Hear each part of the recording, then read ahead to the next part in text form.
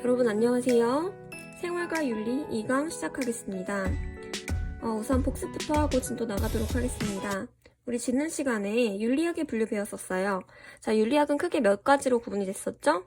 그쵸. 첫 번째, 규범윤리학. 두 번째, 메타윤리학. 세 번째, 기술윤리학이었습니다. 첫 번째 규범윤리학은 크게 두 가지로 나뉘어졌었죠. 첫 번째 뭐였죠? 그쵸. 이론규범윤리학. 두 번째 뭐였죠? 그쵸. 실천규범윤리학이었다. 자, 이론규범윤리학은 우리가 앞으로 어떻게 살아갈지에 대해서 도덕 원리를 정하는 거였어요. 예를 들면 거짓말하지 말아야 된다. 살인하지 말아야 된다. 라는 도덕 원리를 제정하는 일과 관련된 일을 했습니다.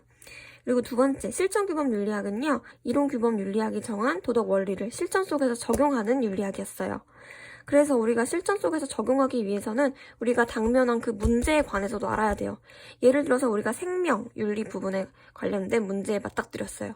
구체적인 예시로는 자살과 관련된 문제에 맞닥뜨렸다 라고 했을 때는 자살이 무엇인지에 대한 어떤 정보가 있어야겠죠. 그래서 실천규범 윤리학은 학대적 성격을 가졌다라고 했었어요.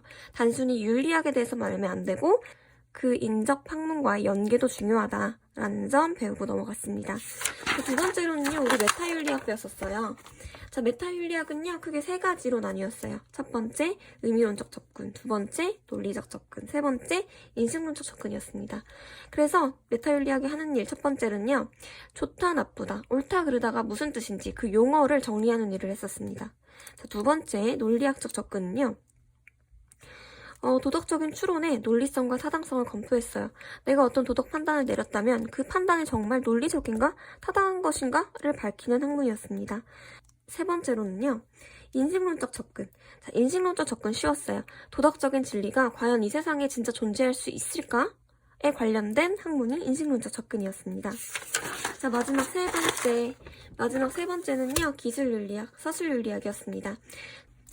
기술윤리학은요, 각 사회의 규범들을 객관적으로 서술한 일을 했습니다. 예를 들어서 아프리카 부족에서 신생아를 하마에게 잡아먹히도록 하는 문화가 있을 때 그 잡아먹히도록 하는 문화는 옳다 나쁘다라고 이렇게 가치를 개입하지 않고 오로지 객관적으로 서술하는 것이 기술윤리학의 특징이었다. 자, 요 점 외우고 넘어가면 됩니다. 자, 그러면 오늘 수업 진도 나가보도록 할게요. 자, 여러분, 생활과 윤리라는 과목은 왜 배울까요? 왜냐하면 생활과 윤리라는 과목은요, 여러분들이 앞으로 살아가는 데 있어서 굉장히 많이 마주할 도덕적인 문제들을 지혜롭게 해결할 수 있도록 하기 위해서 배워요. 여러분들 찬반 논쟁을 아무리 해도 정답이 없는 문제들이 굉장히 많습니다. 예를 들면 낙태, 찬성해야 할까? 반대해야 할까? 또 안락사, 찬성해야 할까? 반대해야 할까? 등등등 너무나 많은 도덕적인 논쟁들이 있습니다. 이러한 도덕적 논쟁을 도울 수 있는 방법은요, 뭐냐 하면 규범윤리학에서 제시해 주었던, 특히 이론규범윤리학에서 제시해 주었던 도덕 원리가 우리가 앞으로의 도덕적 삶을 결정하는 데 있어서 굉장히 중요한 영향을 준다고 했었죠. 왜냐하면 우리의 삶을 결정할 수 있는 거니까. 그쵸? 그래서 이러한 도덕 원리를 밑바탕에 두고 우리가 판단을 하는 것은 굉장히 중요해요. 그래서 이론규범 윤리학의 예시로 의무론, 공리주의, 덕윤리 같은 게 있다고 했었어요. 그래서 어렵더라도 우리가 의무론, 공리주의, 덕윤리를 짚고 넘어가야 하는 이유는요, 앞으로 우리가 일상생활 속에서 마주할 문제들을 조금 더 지혜롭게 해결할 수 있도록 하기 위해서 배우는 겁니다. 그래서 도덕 원리를 제시해주는 우리 의무론, 공리주의, 덕윤리 등등등 여러 이론들을 배우고요. 우리 이제 생활과 윤리 뒷부분에 가서는요, 일상생활에서 마주하는 문제들을 우리가 배웠던 이론들을 적용해서 한번 풀어보는 작업들을 할 것입니다.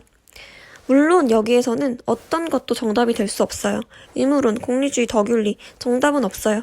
하지만 우리가 이런 것들을 배우면서, 이러한 이론들을 배우면서 자기만의 가치관과 철학을 정립해보는 일을 하는 것이 여기서 되게 중요한 겁니다. 그래서 이번 시간에는요, 공리주의부터 한번 진도를 나가보도록 할게요. 공리주의에서 도덕적으로 옳다고 생각하는 기준은 무엇일까? 배우고, 우리가 뒷부분에서는 그러한 공리주의의 의견을 참고해서, 조언을 참고해서 도덕적인 결정을 내릴 수가 있겠죠.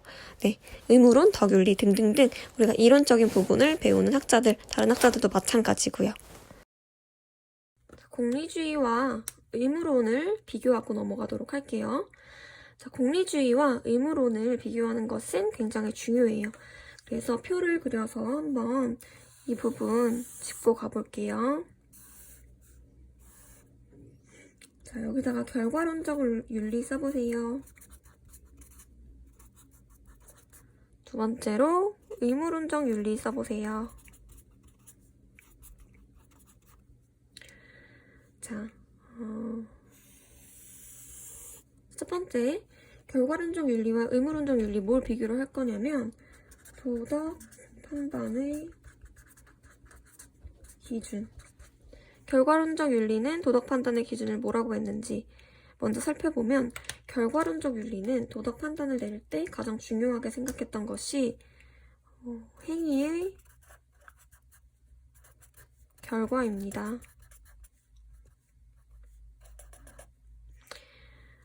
행위의 결과를 다른 말로 하면 이런 말로도 쓸 수가 있어요. 유용성, 행복, 쾌락. 다음으로 의무론적 윤리는요, 도덕 판단의 기준이 행위의 동기입니다.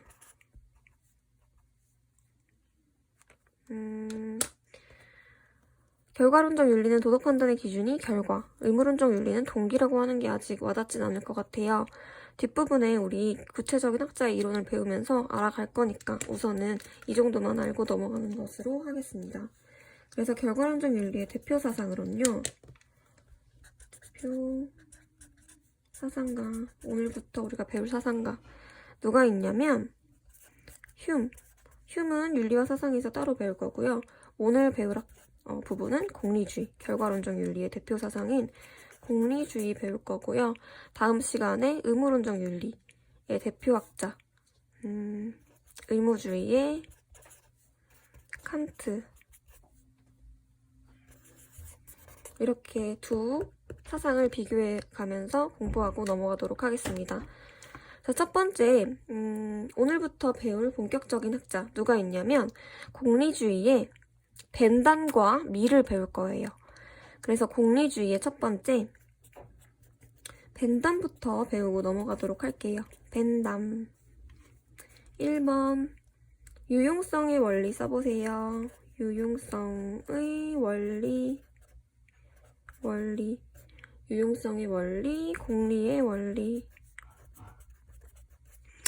공리주의에서는요, 이 유용성의 원리, 공리의 원리만 알면 공부 다 했다고 할 수 있어요. 여기에 공리주의의 모든 내용이 한 문장으로 요약이 될 수 있거든요. 자, 빨간 펜 들고 유용성의 원리, 공리의 원리 별표 쳐보도록 합시다. 자, 공리주의에서는요, 요것만 알면 돼요. 돼요. 자, 공리주의에서 유용성의 원리란 무엇이냐면요, 옳은 것이란 최대 다수의 최대 행복을 낳는 행위이다 라고 보는 거예요. 예를 들어서 여러분들이 기관차라고 한번 생각을 해볼게요. 그런데 기차를 몰고 있는데 갑자기 브레이크가 고장났어요. 여러분이 오직 할 수 있는 건 핸들 조정뿐이에요.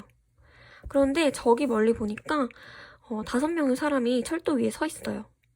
그런데 내가 핸들을 오른쪽으로 꺾이면 한 사람만 죽이고도 5명을 살릴 수 있어요. 이러한 예시가 있을 때 여러분들이 기관사라면 핸들을 꺾고 1명을 죽이겠습니까? 아니면 핸들을 꺾지 않고 5명을 죽이겠습니까? 여러분들 생각에는 1명이 죽는 게 낫다고 생각할 수 있어요. 그러한 사상을 공리주의, 유용성의 원리라고 하는 거예요. 자, 예쁜 문장으로 정리를 해서 써보면 공리의 원리, 유용성의 원리라는 것은 최대 다수의 최대 행복을 낳는 행위를 옳은 행위다 있다 라고 보는 거예요. 보는 원리. 자, 공리주의에서 추구하는 바가 뭔지 알겠죠? 맞아요. 행위의 결과예요. 한 명을 죽이는 거, 5명을 죽이는 거 선택할 수 있다고 했을 때, 그리고 또 그 2가지의 선택지밖에 없다고 했을 때 대부분의 사람들은 한 명을 죽이는 걸 선택할 거예요. 왜? 5명을 살리는 게 나으니까. 행위의 결과가 가장 큰 것을 좋아하는 거. 그것이 공리주의입니다. 그것을 문장으로 예쁘게 표현하면 최대 다수의 최대 행복을 낳는 행위. 이 문장 이제 엄청 많이 볼 거예요. 꼭 기억하세요. 공리주의에서는 옳은 행위를 최대한 많은 사람들의 최대 행복, 최대한의 쾌락을 아주 중요하게 생각하는 윤리이다. 강조할게요. 이 부분. 자, 공리의 원리 꼭 기억하세요. 행위의 동기보다는 행위의 결과를 더 중요시하는 이론이다. 알겠죠? 그래서 공리주의에서는 최대 다수의 최대 행복을 낳는 행위로 옳은 행위로 보는 이 원리, 유용성의 원리를 도덕의 원리를 정하는 데에도 쓰고요. 그리고 법을 정하는 데의 원리도 써요. 즉, 우리가 앞으로 살아가는데 어떤 규범을 지켜야 될 것인가를 정할 때 최대 다수의 최대 행복을 낳는 행위를 옳은 행동으로 제정하고 그것을 도덕 규칙으로 지킨다 이 말이죠. 법을 만들 때에도 마찬가지예요. 최대 다수의 최대 행복을 낳는 행위, 그것을 옳은 것이라고 보고 그것을 법으로 제정하는 것이 공리주의의 주장입니다. 알겠죠?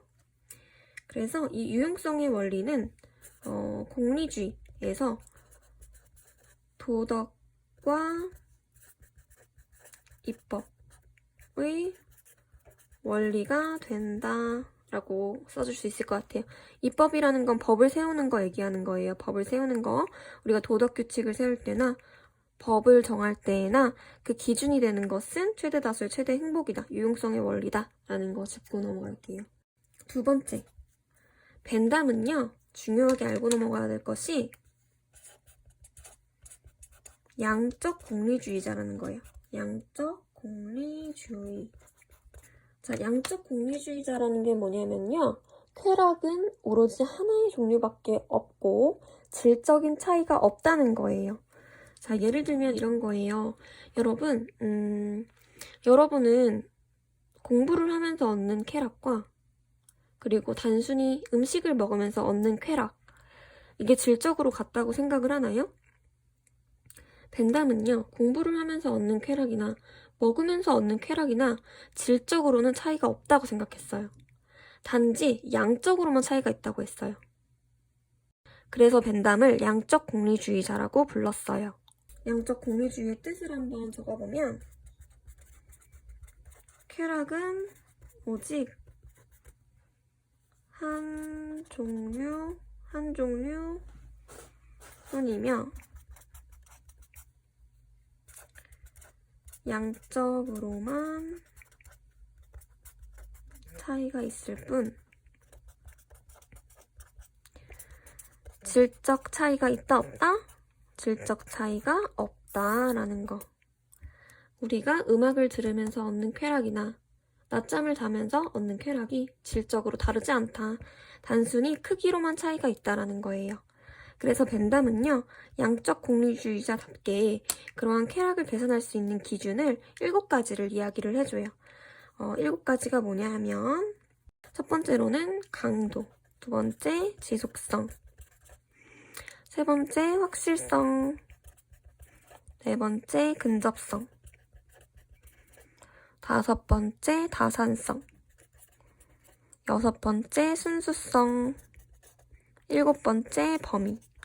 여러분 이거 다 외울 필요 없어요. 그냥 벤담이 이 7가지의 쾌락 기준을 제시했구나. 이 7가지의 단어를 보고 벤담인 걸 알 수만 있으면 돼요. 그럼 설명을 해볼게요. 강도가 세냐 약하냐에 따라서 양적인 차이가 있다는 거. 그 다음에 강도가 오래 지속되느냐 아니면 강도가 오래 지속되지 않느냐에 따라서 쾌락이 크기가 결정된다는 거. 그 다음 3번째로는 우리가 겪는 그 쾌락이 확실한 쾌락인가? 아니면 좀 불확실한 쾌락인가에 따라서 쾌락이 양적으로 차이가 있을 수 있다는 거. 그리고 근접성. 쾌락이 우리한테 가까이 있냐, 멀리 있느냐에 따라서 그 쾌락의 양이 커질 수도 있고 작아질 수도 있다는 거예요. 그 다음에 그 쾌락이 여러 가지의 어떤 결과물을 낳느냐, 다산성, 여러 가지를 낳느냐에 따라서 쾌락이 커질 수도 있고, 또 쾌락이 작아질 수도 있고, 이런 식으로 7가지를 제시한 거예요. 그러니까 여러분들이 알 거는 강도, 지속성, 확실성, 근저성, 다사성, 순수성, 범위, 이 각각의 단어를 외우는 거라기보다는 이러한 7가지의 계산 기준을 주었다는 것이 벤담이다라는 거 알고 넘어가면 될 것 같아요. 그리고 여러분이 3번째로 벤담에서 알아줘야 될 것은요. 3번 벤담의 3가지 비판. 벤담이 3가지에 대해서 비판을 했어요. 다음에 3가지를 비판을 했는데 첫 번째 어떤 비판을 했냐면요. 금욕주의를 비판했어요.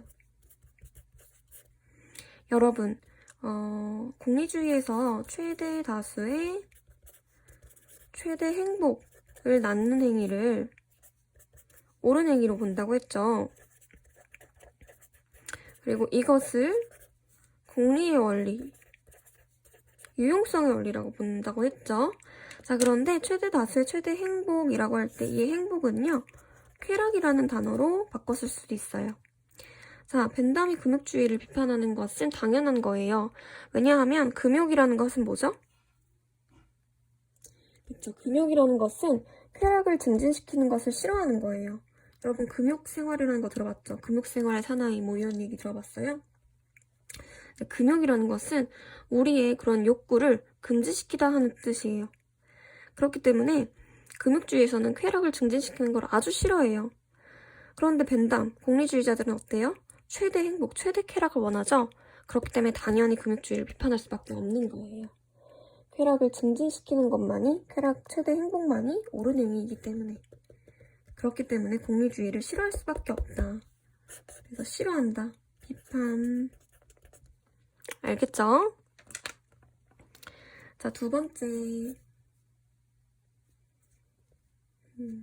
여러분은 나중에 공부할 때 금욕이 뭔지 모를 수도 있으니까 부연 설명 조금 써주고 갈게요. 금욕이라는 것은 쾌락, 증진, 부정. 쾌락 증진을 싫어해요. 근데 공리주의자 벤담은 최대 다수의 최대 행복을 추구하기 때문에 당연히 최대 쾌락, 최대 행복을 추구하는 공리주의는 쾌락 증진을 부정하는 금욕주의를 싫어할 수밖에 없겠죠. 자, 2번째. 또 벤담, 공리주의의 벤담은 동기주의를 싫어해요. 자, 여러분 아까 예시에서 봤듯이 공리주의에서 2가지 선택지밖에 없다. 1명을 죽일 수 있고 5명을 죽일 수 있다라는 선택지가 있을 때 대부분의 사람들이 5명을 살리고 1명을 죽이는 쪽을 선택했어요. 이것은 여러분들이 동기를 고려한 것입니까? 아니면 결과를 고려한 것입니까? 네, 여러분들은 동기를 고려하지 않았어요. 단지 결과만 고려했을 뿐입니다. 1명과 5명이라는 그런 결과를 두고서 5명보다 1명이 죽는 게 낫지. 이 결과에 초점을 맞추던 것이 공리주의였어요. 행위의 결과가 도덕 판단의 기준이 된다고 했었죠. 그렇죠? 하지만 동기주의에서는 결과보다 동기를 중시해요. 예를 들면 이런 거예요. 여러분들이 선한 마음을 가지고 엄마를 도와드렸어요. 근데 도와주다가 엄마가 아끼는 소중한 컵을 깨버렸어요. 그것은 결과가 나빴기 때문에 공리주의에서는 결코 칭찬받을 수 있는 행동이 아니에요. 아무리 동기가 좋았어도 내가 아무리 엄마를 도우려는 동기가 있었어도 결과가 좋지 않았기 때문에 공리주의에서는 그건 비판받을 만해요. 그치만 동기주의에서는요. 결과보다는 동기를 중시하기 때문에 여러분들이 엄마를 도와주려고 청소를 하다가 컵을 깼다면 그것은 나쁜 행동이라고 할 수 없어요. 좋은 행동이라고 할 수 있어요. 왜냐하면 선한 마음을 가지고 어떤 동기, 선한 동기를 품고 어머니를 도와드린 거기 때문에 아무리 결과가 나쁘다고 해서 그것을 비판할 수 없는 거예요. 그렇기 때문에 당연히 동기주의와 공리주의는 상반된 입장을 가지고 있기 때문에 공리주의는 동기주의를 싫어할 수밖에 없겠죠. 왜냐하면 공리주의는 동기보다 결과를 중시하니까. 1번도 여러분들이 나중에 공부할 때 헷갈리지 말라고 앞에다가 공리주의라고 써줘야겠다. 여러분들 나중에 필기를 보면서 공부할 때 헷갈릴 수 있을 것 같아요. 공리주의. 공리주의는 금욕주의를 비판하고 또 동기주의를 비판한다. 요 점을 가지고 가면 됩니다. 자, 세 번째, 공감과 반감의 원리를 비판해요. 자, 여러분, 공감이라는 거 뭐죠? 네, 타인의 입장에 대해서 생각해보고 그 타인의 감정에 대해서 느낄 수 있는 것이 공감이에요.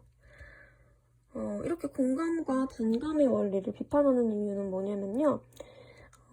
일단 반감과 공감의 원리가 무엇인지 알아야 우리가 벤담이 왜 이걸 비판하는지 알 수 있으니까 설명을 해볼게요. 공감의 원리라는 건 뭐냐면요.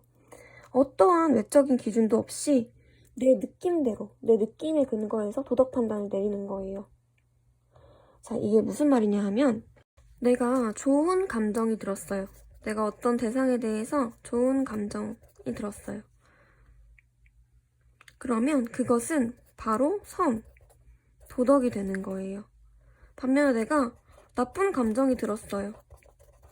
그러면 그것은 악, 도덕이 되지 않는 거예요. 도덕이 되지 않는 거. 그렇기 때문에 이렇게 공감과 반감의 원리는요. 그냥 단지 내 느낌에 기초해서 선과 악을 판단해요. 그런데 벤담은요. 어떤 외적인 기준을 뚜렷하게 가지고 있죠. 그 뚜렷한 기준이 뭐였죠? 맞아요. 공리의 원리라는 뚜렷한 원리를 가지고 그 원리에 비추어서 옳고 그름을 판단했어요. 이거 되게 중요한 부분이에요. 집중.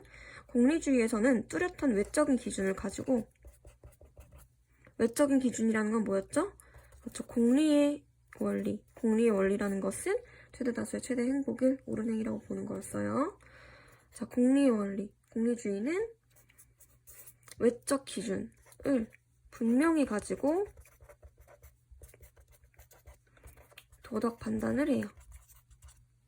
그렇기 때문에 이렇게 외적인 분명한 도덕적 기준이 없이 단지 내 느낌에 기초해서 좋은 감정에 기초해서 선이라고 하고 나쁜 감정에 비추어서 악이라고 하는 것은 결코 용납될 수 없다라고 하는 것이 벤담의 주장입니다. 자, 이렇게 벤담까지 봤어요. 그러면 이제 두 번째, 공리주의 대표학자 밀만 보면 오늘 수업 끝날 것 같아요. 자, 밀도 공리주의자이기 때문에 당연히 아까 1번에서 벤담의 유용성의 원리, 공리의 원리 나왔죠. 유용성의 원리와 공리의 원리. 밀도 당연히 주장하는 내용입니다.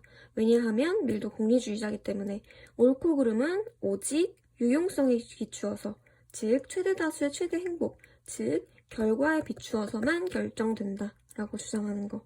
아까 예시를 들었듯이 한 명이 죽고 여러 명이 살 수 있다면 그쪽을 선택하는 거. 그것이 옳다고 생각하는 것이 유용성의 원리, 공리의 원리, 공리주의의 주장이었어요. 그래서 밀이건 벤담이건 마찬가지로 유용성의 원리 공통적으로 가지고 있다라고 생각을 하면 됩니다. 알겠죠? 자, 그런데 벤담은 밀의 후계자로서 조금 주장을 달리하는 부분이 있어요. 달리라기보단 조금 더 강조하는 부분이 있어요. 그것은 뭐냐면 여러분, 유용성의 원리는 옳고 그름, 뭐에 의해서 결정된다고 했죠? 그쵸, 공리, 즉 최대 다수의 최대 행복에 의해 결정된다고 했죠. 근데 미리 최대 다수 최대 행복에서 조금 더 강조해서 본 게 있어요. 뭐냐면 최대 다수, 최대한 많은 사람들이라는 부분보다는 최대 행복이라는 부분에 조금 더 초점을 맞춰서 봤어요. 그래서 미래 공리주의는요, 뭐라고도 불리냐 하면은 행복 공리주의라고도 불립니다. 행복 공리주의. 최대 다수의 최대 행복 이런 문장 중에 다수보다는 행복이라는 부분에 더 초점을 맞췄다. 그래서 행복 공리주의라고도 부른다 라는 점. 자, 2번. 이거 반가로 외쳤지? 그냥 1번이라고 해주세요. 자, 2번. 질적 공리주의 쓰세요. 여러분, 아까 벤담은 양적 공리주의자였죠? 모든 쾌락의 종류는 몇 가지다? 딱 한 종류다. 단지 차이는 양적으로만 있다. 자, 밀은요, 양적인 차이가 아니고 질적인 차이도 분명히 존재한다고 생각했어요. 양적 차이뿐만 아니라 질적인 차이도 존재한다 라고 생각했어요. 예를 들면은 내가 먹고 놀고 자고 하는 쾌락과 그리고 공부하면서 얻는 그런 뿌듯함, 성취감과는 질적으로 다른 쾌락이라고 느꼈어요. 이렇게 밀은 질적으로 높은 것과 낮은 것이 있고 분명히 인과는 질적으로 상위에 있는 쾌락을 추구한다고 생각을 했어요. 그래서 밀은요, 쾌락은 두 가지 형태가 있다고 했어요. 쾌락의 형태에는 두 가지가 있다. 첫 번째 뭐냐면 육체적이고 감각적인 쾌락이 있다면 두 번째로는 정신적, 질적으로 우월한 쾌락이 있다. 이 있다고 봤어요. 자, 여러분, 육체적 감각적 쾌락은 여러분들이 쉽게 느낄 수 있는 거예요. 뭐 먹는 것, 마시는 것, 휴식, 뭐 성 이런 것들을 통해서 쉽게 얻을 수 있는 거예요. 그런데 여러분들이 느껴봤듯이 이러한 육체적 쾌락은 강렬해요. 그 순간은 강렬해요. 하지만 지속적으로 유지가 되나요? 그쵸, 순간의 만족감일 거예요. 반면에 정신적으로, 질적으로 우월한 쾌락, 이런 예시로는 뭐가 있을까요? 그쵸, 뭐 고급 문화라든지 뭐 지식, 창조성, 뭐 이런 것들이 있겠죠. 그래서 여러분들이 공부하고 느끼는 쾌감과 먹으면서 느끼는 쾌락이 질적으로 다른 거예요.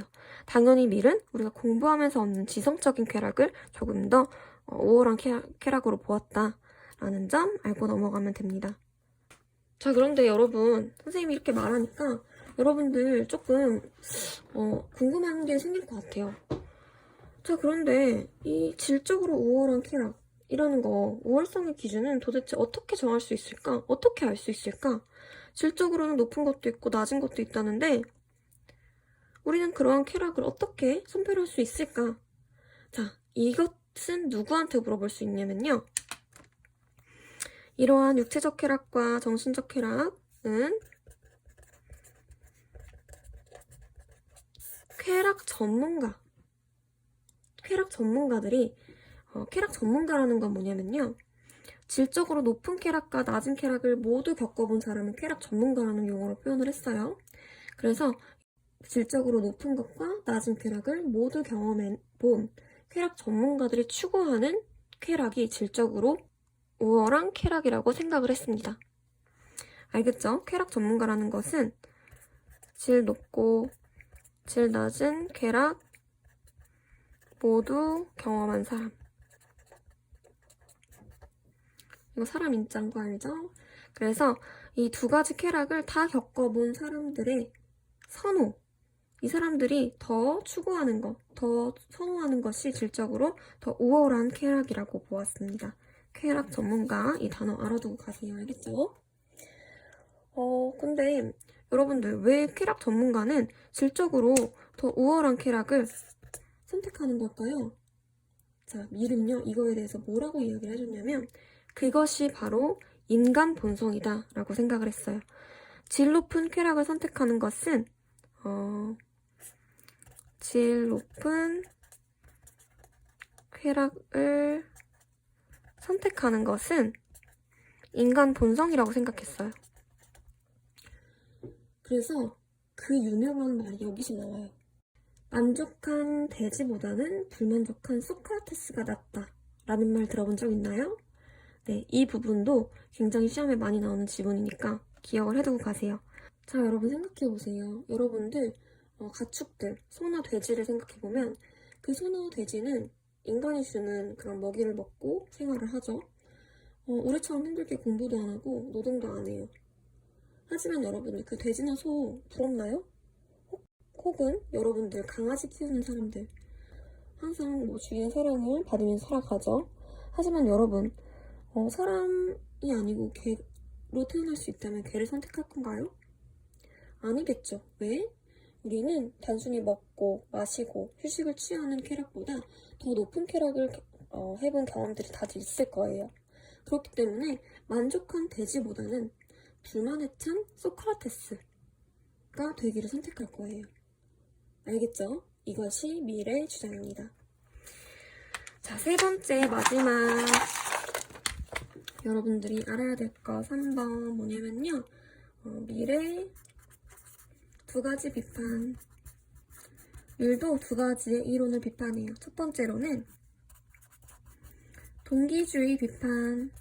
자, 여러분, 동기주의 비판은 앞서 말한 벤담의 주장과 같아요. 왜냐하면 둘 다 공리주의니까 결과를 더 중시하거든요. 동기가 아닌 결과를 더 중시하기 때문에 당연히 동기주의 비판하겠죠. 벤담의 설명과 같습니다. 두 번째, 직관주의 비판. 자, 여러분, 직관이 뭐죠? 그렇죠. 여러분이 배우지 않아도 딱 생각했을 때, 아, 이거 맞는 거야. 아, 이거 틀린 거야. 라고 판단하는 게 직관이에요. 그런데 직관이라는 것은 어떤 뚜렷한 기준이 있나요? 직관이라는 거? 뚜렷한 외적 기준 있나요? 그쵸, 없죠. 외적 기준 없이 그냥 우리가 머릿속으로 아, 이거 맞는 것 같아. 아, 이거 틀린 것 같아.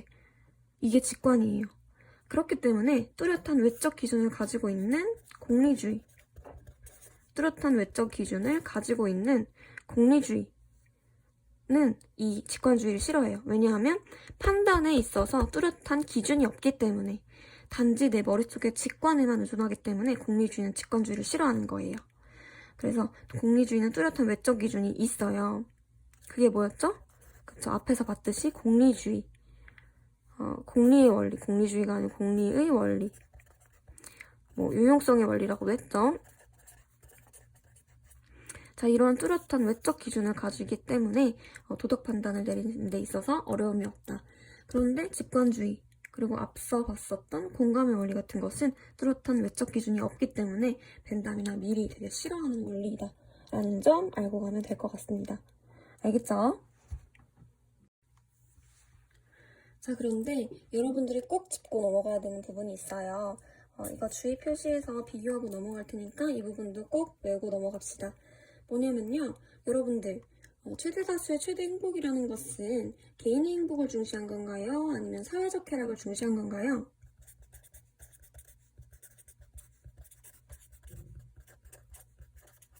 그렇죠. 최대 다수의 최대 행복을 주장한 거니까 개인의 행복이 아닌, 여기서 말하는 행복이라는 것은 사회적 쾌락이었어요. 사회적 행복이었어요. 공리주의에서 주장하는 것은 내 개개인의 행복을 추구하는 것이 아니라 이 사회적인 행복을 추구했어요. 옳은 행위라는 것은 이 사회적 행복을 추구하는 것이었어요.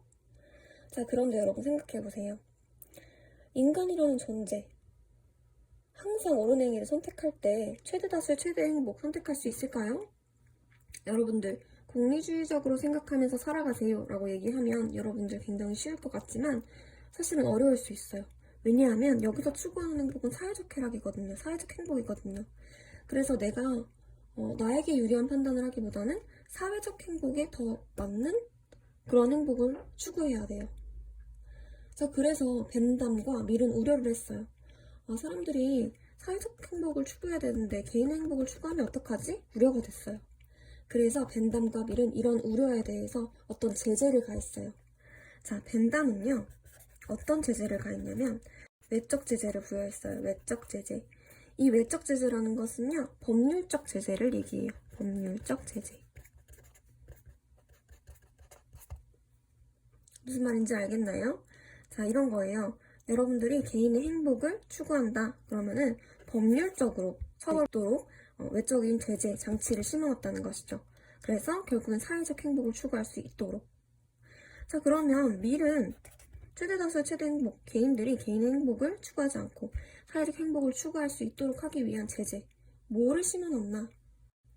밀은요, 외적 제재 필요 없어. 내적 제재면 돼 라고 생각을 했어요. 내적 제재라는 것은요, 양심, 이타심과 같은 것을 얘기해요. 꼭 법률적인 제재를 가하지 않아도 개개인들은 양심이라는 게 있기 때문에, 또 이타심이라는 게 있기 때문에 개인의 행복을 추구하지 않고 사회적 행복을 추구할 거야, 이렇게 생각하는 것이 밀의 생각이다. 알겠죠, 여러분? 넘어갈게요. 여러분들, 그러면 이거 공리주의적 접근에서 벤담과 밀, 대표적인 사상가를 봤어요. 자, 이 벤담과 밀의 공리주의를 이어받아서 현대의 공리주의가 어떻게 발전했는지 이것만 짧게 보고 넘어가도록 할게요. 자, 행위공리주의 있으세요? 행위공리주의라는 것은요, 뭐냐면 내가 맞닥뜨리는 상황마다 사회적 쾌락을 줄 수 있도록, 즉 최대 다수의 최대 행복을 줄 수 있도록 행위하라 라는 것이 행위공리주의인 거예요. 여러분 어떨 것 같아요? 너무 피곤할 것 같지 않나요?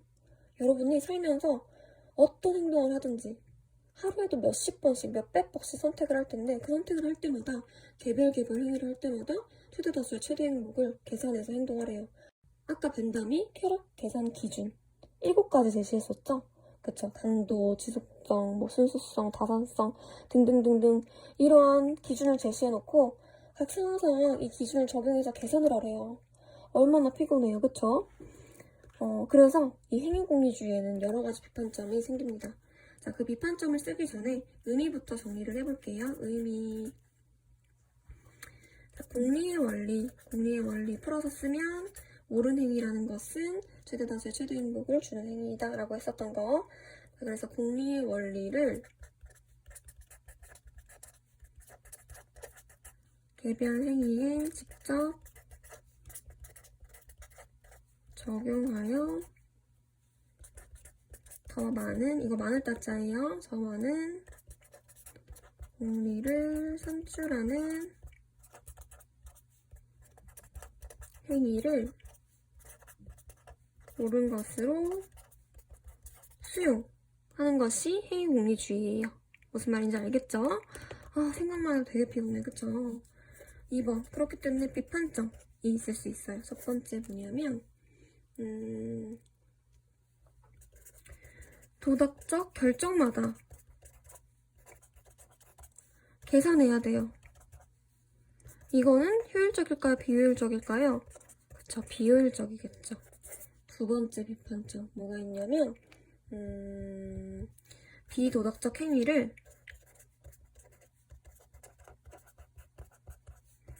정당화할 수 있어요. 자, 이게 무슨 말이냐면 여러분 응급실에 5명의 환자가 실려왔어요. 한 명은 눈알이 필요하고 한 명은 심장이 필요하고 한 명은 콩팥이 필요하고 한 명은 피부 이식이 필요하고 한 명은 또 장기에 뭐가 또 필요해요. 자, 그런데 멀쩡한 사람이 이 5명을 살릴 수 있는 장기, 눈, 피부 조직을 다 가지고 있어요. 이 멀쩡한 사람 한 명을 죽여서 이 5명의 사람을 살릴 수 있는 상황이 있는 거예요. 그랬을 때 사실 결과만 계산을 해보자면 이 한 명 멀쩡한 사람을 죽이고 5명에게 어떤 필요한 장기들을 다 이식해서 5명을 살리는 게 결과적으로는 옳다고 할 수 있어요. 하지만 이거 도덕적이라고 말할 수 있을까요? 그쵸, 되게 비도덕적이라고 할 수 있어요. 멀쩡한 살아있는 나를 갑자기 납치해서 5명을 위해서 넌 죽어줘야 돼, 이렇게 말한다고 생각해보세요. 얼마나 끔찍해요, 그쵸? 이렇게 공리주의는 비도덕적 행위를 정당화할 수 있다 라는 비판점이 있다라는 거. 세 번째는 어떤 비판점이 있을 수 있냐면 행위가 일반적 관행이 되었을 때의 기대 효과. 기대할 수 없어요. 자, 이게 무슨 말이냐 하면 여러분 행위공리주의자들은 규칙을 정해놓지 않고 그 개별 행위마다 다 계산을 하는 방법을 선택했어요. 자, 즉 일반적인 관행이 되었을 때를 무시하고 그냥 맞닥뜨린 상황마다 계산을 하는 거예요. 그랬을 때 기대 효과를 기대하지 못한다는 거예요. 거짓말을 하지 말아야 한다라는 그런 규칙이 줄 수 있는, 그 규칙을 제정함으로써 오랫동안 장기적으로 줄 수 있는 어떤 효과를 기대할 수 없다는 것이 3번의 의미인 거예요. 무슨 말인지 알겠죠? 그래서 이런 행위 공리주의를 비판하면서 나온 공리주의가 하나 있어요. 이러한 행위 공리주의를 비판하면서 규칙 공리주의라는 게 나와요. 규칙 공리주의. 행위 공리주의는 그 상황마다 계산을 해야 되고 또 그게 규칙이 됐을 때 기대 효과를 기대할 수 없어. 그렇기 때문에 규칙, 이라는 걸 정해놓고 공리주의, 최대 다수의 최대 행복을 줄 수 있는 행위를 우리 아예 규칙으로 정해놓고 그거를 그냥 지키자 라고 이야기를 한 것이 규칙 공리주의예요. 자, 의미를 적어볼게요. 의미, 공리의 원리를 적용하여 최대의 공리를 산출하는 규칙의 집합을 결정한 다음 그 규칙 준수 여부에 따라 옳고 그름을 판단하는 거, 이게 규칙공리주의예요. 규칙공리주의는 규칙을 정해놓고 공리주의에 맞는 규칙을 정해놓고 그것을 지키는 공리주의다. 하지만 이것도 비판점이 있을 수 있겠죠. 어떤 비판점이 있을 수 있을까요? 그렇죠. 규칙이라는 것은요, 어떤 한 상황에선 적용될 수 있어도 특수한 상황에선 적용되지 않은 경우가 있어요.